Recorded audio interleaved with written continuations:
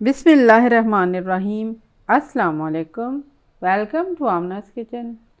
आज मैं बना रही हूँ मज़ेदार से सहरी के पराठे, क्योंकि अब रमज़ान के मुबारक महीने को शुरू होने में सिर्फ एक महीना ही रह गया है और मैं भी तकरीबन 4 माह बाद दोबारा से रेसिपी बना रही हूँ। 4 माह हमारे भी काफ़ी मुश्किल में गुजरे, क्योंकि बाबर के पेपर से इसकी तबीयत भी ख़राब थी। बहरहाल वो तो एक अलग बात है। तो अब दोबारा से रेसिपीज़ को शुरू किया है, तो इंशाल्लाह कोशिश करेंगे कि इसको अच्छे तरीके से बना सकें। अब जब रेसिपी शुरू की है तो यही सोचा कि सबसे पहले सहरी के पराठों से रेसिपी शुरू की जाए। तो ये रमज़ान रेसिपी से ही इब्तिदा कर रही हूँ, इंशाल्लाह आपको अच्छी लगेगी। बहुत मज़ेदार से लच्छे पराठे बनाएंगे। तो रेसिपी को शुरू करते हैं। इसके लिए मैंने लिया है 1 किलो मैदा, लेकिन ये मैं आपको सिखाने के लिए ले रही हूँ।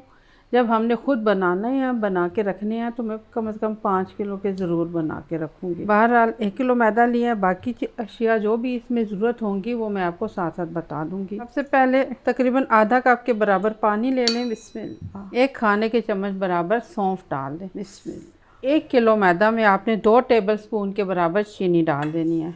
इसको आपने अच्छे तरीके से पकाना है। कम से कम 3 मिनट आपने इसको उबलने देना है। उसके बाद चूल्हा बंद कर दें और इसको ठंडा होने दें। जितनी देर में सौंफ का पानी बन के तैयार होता है और वो ठंडा होता है, हम बाकी का काम करते हैं। अब मैदा को बाउल में डालें। बिस्मिल्लाह। थोड़ा सा मैदा आप रोटियां बनाने के लिए बचा लें। इसमें आप डालेंगे हस्बे ज़ायका नमक। तकरीबन 1 चाय के चम्मच बराबर नमक मैं इसमें डाल रही हूँ। बिस्मिल्लाह। आधा चाय के चम्मच बराबर बेकिंग पाउडर। अब इसमें डालना है घी। घी आपकी मर्ज़ी है, देसी घी ले लें या दूसरा घी ले लें। मैं देसी घी ले रही हूँ। इसमें तकरीबन 4 खाने के चम्मच बराबर इसमें डालना है। खूब अच्छी तरह से आपने इसको मिक्स करना है। इस तरह से ये देखें, ये क्रम्बली सा हो जाएगा। इसके बाद अब हमने इसमें ठंडा करके सौंफ का पानी डालना होगा। इसमें आपने छान लिया और बस इसमें शामिल कर दिया। इसके अलावा इसमें डलेगा फ्रेश मिल्क। तकरीबन इस वक्त आपने सबसे पहले इसमें आधा कप के बराबर ही डालना है। इसमें बाकी अब ज़रूरत के मुताबिक हम इसमें शामिल कर लेंगे। इसमें कोशिश ये करनी है कि ये दूध ठंडा ना हो, लेकिन इसको आपने ज़्यादा गर्म भी नहीं लेना। आधा कप आपने इसमें पहले डाला था और अब आधा कप से भी कम इसमें डालना है।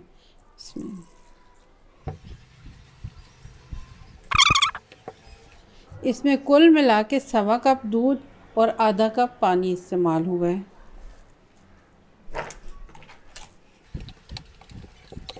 अब आपने इसको 10 मिनट के लिए छोड़ देना है। 10 मिनट इसको हो गए हैं। अब थोड़ा सा हाथों पे घी लगाएं। थोड़ा सा आपने इसको मज़ीद गूंद लेना है ताकि ये खूब नरम सा हो जाए।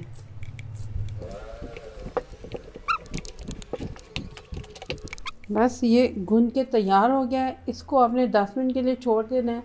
10 मिनट बाद आपने जिस साइज़ के पराठे बनाने हैं उस साइज़ की इसकी बॉल्स बना लेनी है।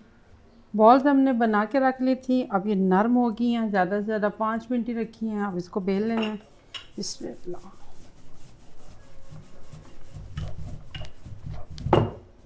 अच्छी वाली मेजरमेंट्स वाले सर्कल लगे हुए हैं, तो उन पर बनाए ना आराम से। सही मैंने मेजरमेंट्स का क्या करना है, गोल सही तरह करना नहीं है। तो मैंने गोल बनाना ही नहीं है। तो फिर बस आपने इसको इस तरह से लंबा सा कर लेना है, क्योंकि मैं आपको वो पराठा बनाना बता रही हूँ जो कि ज़्यादा जल्दी बन सकता है। 2-4 हमने इसके स्ट्रिप्स बना लेने हैं। अपनी मर्ज़ी से आप इस पर घी या मक्खन लगा लें। अब इस पर थोड़ा सा राइस फ्लोर छिड़कना है हमने।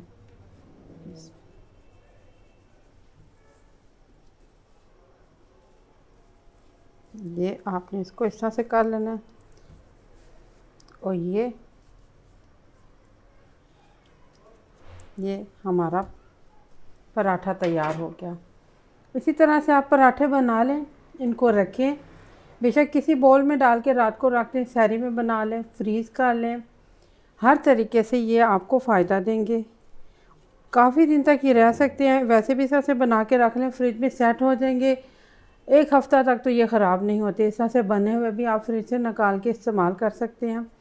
अगर आप इन्हें बेल के रखना चाहते हैं तो आप इनकी हल्की रोटी बेल लें, इनको तवे पे हल्का सा सेक लें और फिर बॉल में ऊपर नीचे रख के आप इनको फ्रीज़ कर लें।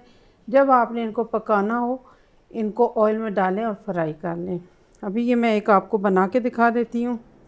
मैंने ये पराठे बेल लिए हैं, बेले हाथ नहीं है बेलन से, बल्कि मैंने इनको हाथों से दबाकर तैयार कर लिया। लेकिन अगर आपको मसला होता है तो आप बेलन से बेल लीजिएगा। पराठे बेल के इनको फ्रीज़ करने के लिए मैं आपको बता रही हूँ। आपने तवे पे इनको सेकना है। ये मैंने कुछ सेक के रखे हुए हैं, तो ये भी मैं आपको सेक के दिखा रही हूँ। बस इतना सा इसको सेकना है। इसमें थोड़ा सा बस इसको आपने प्रेस कर देना है ऊपर से हल्के से। इस तरह से इन पराठों में ये फूल बन जाएंगे। ये देखिए अब इनकी परतें सेकने से काफ़ी सामने आ गई हैं। जब हम इनको फ्राई करेंगे तो ये और अच्छे पराठे हो जाएंगे। बस इतना सा आपने इनको सेक के रख लेना है। इसमें अब मैं आपको ये फ्राई करके भी दिखा देती हूँ। आप देखिए ऑयल गर्म हो गया है।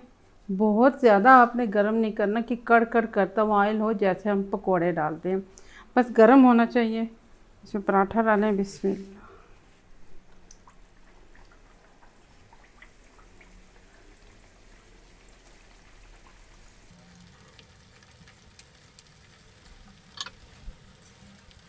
ये देखिए आप इसकी परतें निखरना शुरू हो गई हैं।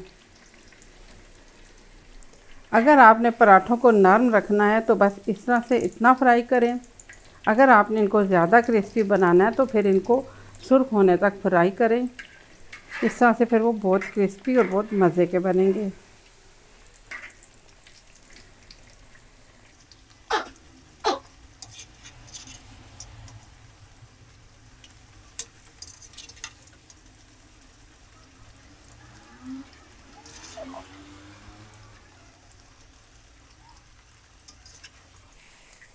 अब देखिए दोनों तरफ से सुर्ख होने लग पड़ा है।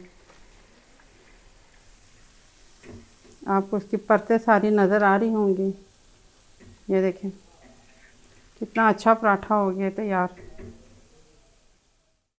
मज़ेदार से लच्छे पराठे तैयार हैं।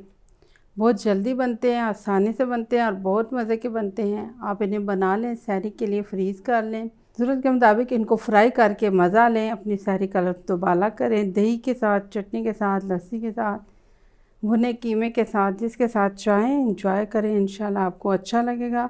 ज़रूर बनाइएगा, बनाकर बताइएगा। दुआओं में याद रखना। रमज़ान की इबादत में, रमज़ान की दुआओं में हमें भी याद रखिएगा। अगर आपको मेरी रेसिपी अच्छी लगे तो इसको लाइक कीजिए, शेयर कीजिए, मेरे चैनल को सब्सक्राइब कीजिए। अल्लाह हाफ़िज़।